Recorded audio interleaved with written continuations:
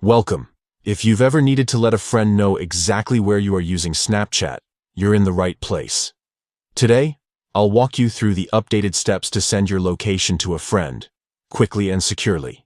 First, grab your phone and open the Snapchat app. Once you're in, look to the very top left corner of your screen and tap on your Bitmoji or profile icon. This will take you straight to your profile page, where you can see your Snap code, friends, and more. Next, scroll down and tap on My Friends. Here you'll see a list of everyone you've added on Snapchat. Find the friend you want to share your location with. Just scroll or use the search bar if you have a long list. Once you spot their name, tap on it to open their profile. Now, look for the location icon. It usually looks like a little pin or map marker. Tap on that icon, and you'll see the option to drop a pin.